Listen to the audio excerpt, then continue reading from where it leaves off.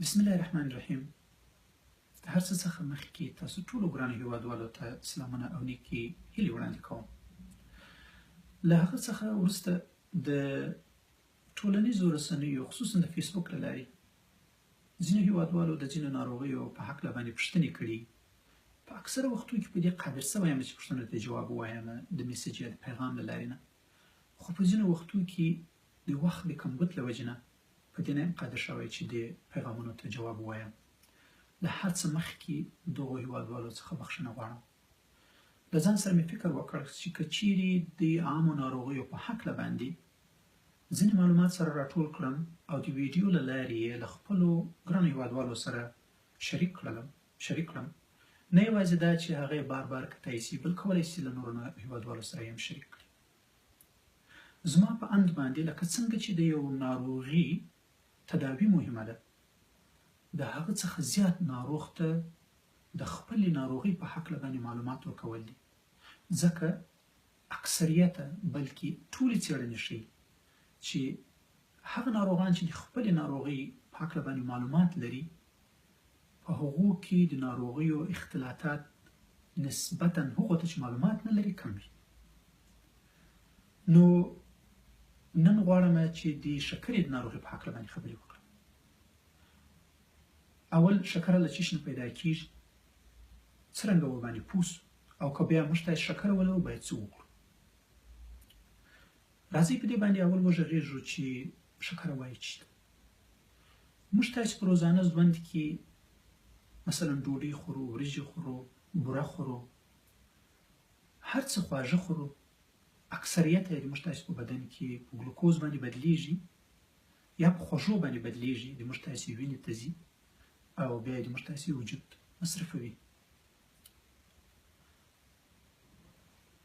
د خدای پاک د انسان وجود په داسې یو منظم شکل باندې پیدا کړی ده، لکه څنګه چې په هر شي کې نظام او نظم ګوري، همدغسې د انسان په وجود کې موجودیت لري. څنګه چې د موږ تاسې په بدن کې د شکرې مقدار جګیږي، د موږ تاسې په بدن کې یوه ماده ده د انسولین په نامه باندې، یا یو کیمیاوي ماده ده د انسولین په نامه، هغه هم ورسره اوچتېږي. کوم وخت کې چې شکره کمیږي هغه هم ورسره راټیټېږي. یو معین حد ده چې دا انسولین د موږ تاسې شکره د موږ تاسې په وجود کې همیشه په دې معین حد کې دننه ساتي. خو کله چې یا د انسولین په مقابل کې د موږ تاسې بدن مقاومت پیدا کړي، یعنې په اصطلاح مقاومت وشي، او یا هم د دغه انسولین چې زموږ په وجود کې چېرته تولیدېږي هغه حجرات کم سي، یعنې د تولید کم سي، په دې دواړو وختو کې موږ تاسې د شکرې په ناروغۍ باندې اخته کېږو. راځئ اول دا وګورو چې دغه انسولین په کوم ځای کې په بدن کې جوړېږي. انسولین د موږ تاسې په بدن کې د پانکراس په نامه باندې یوه غده موجودیت لري، له هغې څخه د ځینو حجراتو په واسطه باندې بهر راځي، هماغلته جوړېږي. که چېرته دې ماډل ته وګورو، دغه سږي دي، دا به زه آهسته جنې رالرې کړم، بیا به دا سږي جنې رالرې کړم،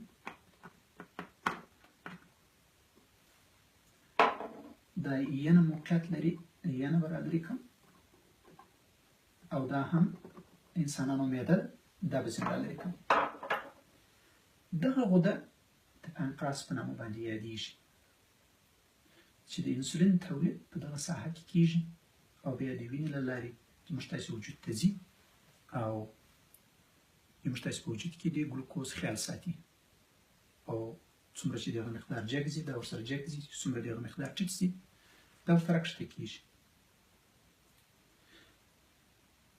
خو کوم وخت چې ناروغان په د شکرې په ناروغۍ باندې اخته شول، په اکثریت وختو کې د انسولین په مقابل کې د موږ تاسې حجرات چې دي هغه مقاومت ښیي، داسې یو مقاومت ښیي چې انسولین ورباندې صحیح تاثیر نشي کولی.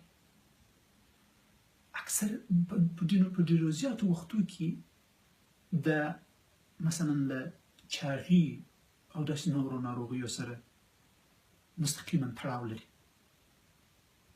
چې په اصطلاح چې څومره په حجراتو کې شحم زیات په همغه اندازه باندې انسولین په هغو باندې په کم شکل تاثیر کولی شي.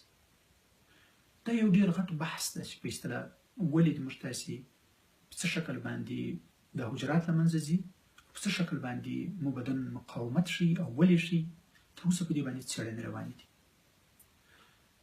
خو کوم وخت چې موږ تاسې د شکرې په ناروغي باندې اخته سو، په څه شکل باندې پوهېږو چې موږ ورباندې اخته یو. په ډېرو زیاتو وختو کې خلک به یې تنده به لري ډېره زیاته، تشه جوابچې ته یا امتیازو ته به ډېر زیات ځي، ستړیا به زیاته لري، په ځینو وختو کې امکان لري وزن له لاسه ورکړي. په اکثره وختو کې د دغو خلکو چې څوک د شکرې په ناروغي باندې اخته کېږي، امکان لري په فامیل کې نور هم په شکرې په ناروغي باندې اخته وي. چې دغه ټول شیان سره را یو ځای کړي، خلک ډاکټر ته مراجعه کوي. هغلته یې د وینې له لارې ګوري چې په وینه کې یې شکره څومره ده، معین مقدار لري. د هغه نه وروسته یې په اساني باندې تشخیص کېږي او یا یې په بولو کې ګوري چې په کومه اندازه باندې شکره بهر راوځي او تشخیص یې کېږي. څه وخت چې د ناروغي تشخیص وسو، بیا له هغه وروسته موږ تاسې باید د دې ناروغي په علاج باندې شروع کوو یا ډاکټر توصیه راته کوي. دا په ځینو وختو کې امکان لري ځینې ډاکټران خالي دا ووایي چې بس که وزن د چا زیات وي، وزن کم کړه، یو څه تمرین ورسره وکړه، شکره دې جګه ده خو یو مخ له حد نه زیات نه. په هغو وختو کې چې دغه ناروغان اکثره وخت وزن یې رښتیا هم کم سي او تمرین وکړي، له خوراک سره احتیاط وکړي، چې راشي دوباره یې وګوري شکره یې تر ډېره حده پورې مثلا ډېره اوچته نه وي، په هماغه حالت باندې ساتل سوي. امکان لري د دغه ناروغانو چې ځینې خاص طبقه ناروغان دي، امکان لري تداوي ته ضرورت نه وي. په ځینو وختو کې څنګه چې ناروغ راشي، د هماغه اول ځل باندې چې وګورې د شکرې مقدار ډېر زیات اوچت وي، داسې ټسټونه شته چې سړي ته دا درک معلومېږي چې تقریبا په تېرو شپږو، څلورو یا پنځو یا شپږو هفتو کې یا په اتو هفتو کې د ناروغ شکره په څه شکل باندې وه چې هغه وکتل سي، سړي ته درک معلومېږي چې مثلا د دې کس شکره ډېره اوچته ده، دا باید په تداوي باندې شروع سي. په ځینو وختو کې شکره تر دې حده اوچته ولاړه سي چې ناروغان استفراغ کوي، د نس درد ورته پیدا کېږي، یا په اصطلاح باندې ډیهایډریټ سي، اوبه او مایعات له لاسه پکې ورکړي، ناروغ ته روغتون ته په یو شدید حالت باندې راوړل سي. په دغه صورتو کې طبعا دغه ناروغان تداوي ته ضرورت لري. هماغه اول حالت یې باید کنټرول کړی سي، او خصوصا موږ د انسولین له لارې کنټرولوو. د هغه نه وروسته بیا په تداوي باندې غور کوو او وایو چې کومه تداوي باید ورکړل سي. د شکرې د ناروغانو لکه څنګه چې ذکر وکړ، امکان لري صرف ډاکټر ورته ووایي چې خپل ورځني ژوند ته خیال وکړي، چې څه خوري هغه ته خیال وکړي، تمرین وکړي، وزن کم کړي. امکان لري ځینې په هغه بارډر باندې چې موقعیت لري، امکان لري د هغوی علاج په دغه شکل باندې، خو د ډاکټر تر مراقبت باید لاندې. په ځینو وختو کې د شکر اوچتې هغه کې دوا موجود ضرورت لري او دوا ناروغانو ته ورکول کېږي.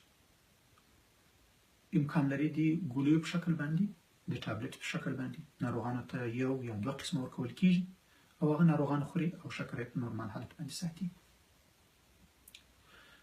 هغه دوا چې دا هغه اصلا یا د تا په بدن باندې دا تاثیر لري چې انسولین ورباندې په اساني اثر وکړي، او یا هم د تا د بدن د پانکراس غدوات چې دي، د پانکراس غده چې د بخښنه غواړم، هغه په دې باندې مجبوره کوي تر څو ډېر انسولین په بدن کې افراز کړي، تر څو شکره را کنټرول شي.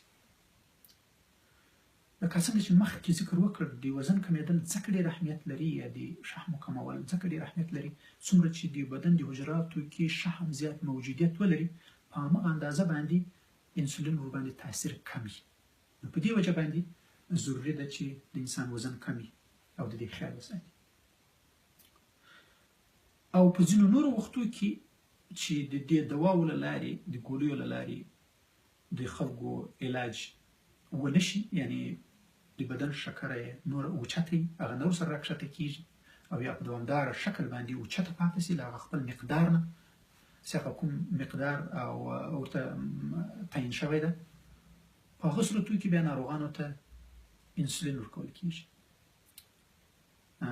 دا انسولین لکه څنګه چې په اصطلاح انسان یې تولیدوي د پانکراس په غده کې په همدغه شکل باندې په د هغه له لارې د پیچکارۍ له لارې ناروغانو ته ورکول کېږي. دا د انسانانو انسولین نه ده، له انسانانو نه دا انسولین لاسته نه راځي.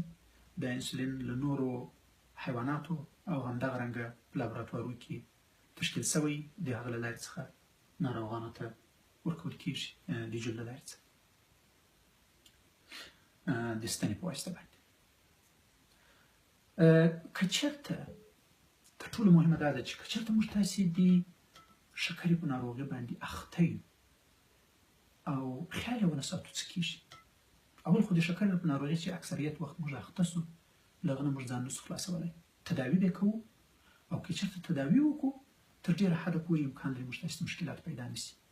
که دغه شکره چې په کوم حد باندې ساتل پکار ده په هغه حد باندې وساتل شي د موږ تاسې وجودو ته مشکلات نه ایجادوي. خو که چېرته یې خیال ونه ساتو بیا څه کېږي؟ نو په دوامداره شکل باندې چې څونه اکثریت حد د شکرې د هغه نه اوچته په وینه کې روانه وي ټول عمر، او په وینه کې چې کله روانه وه په بدن کې د ټولو څخه لومړی چې زیات تاوان رسوي هغه د بدن رګو ته ده. موږ تاسې ته ټول معلومه ده چې د بدن شریانونه د بدن رګونه د وجود ټولو برخو ته تللي دي، مغزو ته تللي، سترګو ته تللي دي، زړه ته تللي دي، کولمو ته، پښو ته، لاسو ته. د بدن خوراک ګلوکوز هر څه د همغه شریانو له لارې نه وجود ته رسېږي. چې څه وخت شریانونه په یا د موږ تاسې د بدن رګونه په آفت باندې اخته سول د شکرې په وجه باندې دې ناروغانو ته اکثریت تر ټولو مهم شریانونه د زړه شریانونه دي، هغو ته د زړه حمله یا هارټ اټک پیدا کېږي. ډېرې څېړنې ښیي چې د شکرې ناروغان چې خیال یې نه ساتي د شکرې تر ډېره حده پورې تقریبا د 80% په شاوخوا باندې د زړه د دورې د وجې نه مري. نو که چېرته د شکرې خیال ونه ساتل سي نو د خلکو ته امکان لري د زړه حمله یا دوره وشي. د هغه سره په څنګ کې هغه شریانونه چې د انسان په مغزو کې موجودیت لري هغه په آفت اخته کېږي. له همدغه وجې نه امکان لري دماغي سکته انسانانو ته وشي چې هغه بیا د فلج باعث ګرځي. له هغه سره په څنګ کې نور واړه شریانونه په سترګه کې موجودیت لري چې د سترګې د شریانو یا د رګو د خرابوالي په وجه باندې انسان امکان لري ړوند شي. او له هغه سره په څنګ کې ګردې چې په دې ځای کې موږ تاسې وینو موقعیت لري، هغه شریانونه په آفت باندې اخته کېږي، رګونه یې او هغه ګردې خپل وظیفه له لاسه ورکوي. او په ځینو وختو کې د موږ تاسې پښې چې کوم رګونه تللي دي هغه په مشکلاتو باندې اخته کېږي او امکان لري د زخم باعث وګرځي او په ځینو وختو کې هغه زخم بیا جوړېږي نه په وجه دې باندې چې شریانونه ورته خراب وي او بار بار هغه ځای ته ضربه پیدا کېږي. په دې وجه باندې امکان لري د پښې د پرې کولو باعث وشي. د هغه سره په څنګ کې هغه عصبي رشتې چې موږ تاسې پښو ته تللي دي یا د بدن نورو ځایو ته تللي دي هغه په آفت اخته کېږي او نور مشکلات له هغه نه ایجادېږي. او که چېرته موږ تاسې د شکرې خیال وساتو هغه ډاکټرانو چې کومه توصیه کړې په هغه شکل باندې دوا وخورو، که انسولین ځان ته ترزیق کړو، موږ تاسې کولی شو چې د دماغ له سکتې، د سترګو له ړندوالي، د زړه له حملې، د ګردو له لاسه ورکول او د پښو کې د زخمونو له دغو شیانو څخه ځان تر ډېره حده پورې بچ کړو. ډېر زیات خلک په دې باندې وایي چې د شکرې لپاره به په اصطلاح باندې څه غذا انسان وخوري. غذا باید صحي غذا وخوري، یعنې داسې غذا چې په هغه کې مثلا وچه ډوډۍ، وریجې، کولی شي تر کم اندازې پورې غوښه، تر ډېره کم اندازې پورې غوړي، یعنې د غوړو، بورې او د مالګې باید ډېر احتیاط وکړل شي. دا نه چې په مکمل شکل باندې دا ټول په ځان باندې سړی بند کړي، نه، نهایي احتیاط باید ورسره وکړل شي. وجه دا ده چې اکثره وخت چې بوره انسان وخوري مثلا، یا هغه شیان چې بوره پکې شي، په بدن کې شکره ډېره په چټکۍ باندې اوچته شي. په دې وجه باندې موږ تاسې باید له بورې سره احتیاط وکړی شي او نور صحي غذا وخوړل شي، یعنې لکه څنګه چې مخکې ذکر وکړل هغه، او له هغه سره په څنګ کې د میوه‌جاتو او سبزیجاتو خوړل دي، او تمرین کول دي. که څوک سګرټ څکوي له هغه نه باید خودداري وکړي، پرېږدئ، وجه یې دې باندې چې هغه هم رګو ته تاوان رسوي، او که د فشار مرض لري د هغه هم له هغه سره په څنګ کې باید تداوي وکړل شي.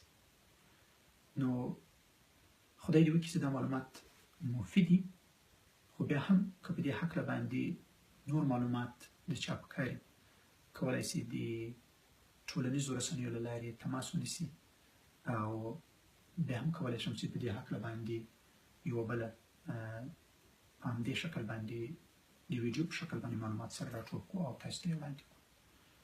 ستاسو د توجه څخه یوه نړۍ مننه. په خدای مو سپارم.